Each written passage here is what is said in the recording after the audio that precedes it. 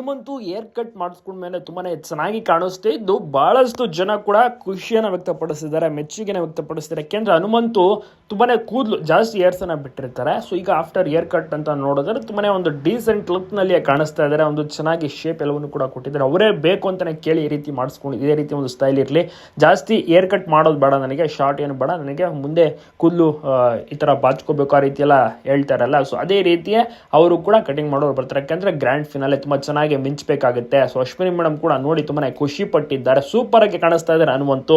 So ಇವತ್ತು ಮತ್ತೆ ನಾಳೆ ತುಂಬಾ ಚೆನ್ನಾಗಿ ಹನುಮಂತು ಮಿಂಚ್ತಾರೆ. ಇವತ್ತು ಶನಿವಾರ ಮತ್ತೆ ನಾಳೆ ಭಾನುವಾರ 25ನೇ ತಾರೀಕು 26ನೇ ತಾರೀಕು ಗ್ರ್ಯಾಂಡ್ ಫಿನಾಲೆ ಇದೆ. ಸುದೀಪ್ ಸರ್ ಕೂಡ ಸೂಪರ್ ಆಗಿ ಗ್ರ್ಯಾಂಡ್ ಎಂಟ್ರಿ ಕೊಡ್ತಾ ಇದ್ದಾರೆ.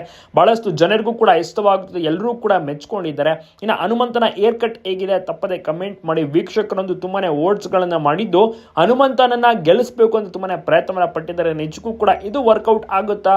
ಹನುಮಂತು ನಿಜಕ್ಕೂ ಕೂಡ ಗೆಲ್ತಾರ? ಅವ್ರಿಗೆ ಕಪ್ ಸಿಗುತ್ತಾ? ಕಾದು ನೋಡಬೇಕು. ವೀಕ್ಷಕರು ಸ್ಟಾರ್ಟಿಂಗ್ ನಿಂದ ಕೂಡ ನೋಡ್ಕೊಂಡು ಬಂದಿದ್ದಾರೆ. ಅದರಲ್ಲಿ ಹನುಮಂತ ಬಂದ್ಮೇಲೆ ಇನ್ನಷ್ಟು ಇಂಟ್ರೆಸ್ಟಿಂಗ್ ಜಾಸ್ತಿ ಇತ್ತು. ಮತ್ತೆ ಯಾರು ಕೂಡ ನಿರೀಕ್ಷೆ ಸಹ ಮಾಡಿರಲಿಲ್ಲ ಹನುಮಂತು ವೈಲ್ಡ್ ಕಾರ್ಡ್ ಮೂಲಕ ಎಂಟ್ರಿ ಕೊಡ್ತಾರೆ ಅಂತ. ನಂತರ ರಜತ್ ಅವರು ಕೂಡ ಎಂಟ್ರಿ ಕೊಟ್ಟರು, ಶೋಭಾ ಅವರು ಕೂಡ ಎಂಟ್ರಿ ಕೊಟ್ಟರು.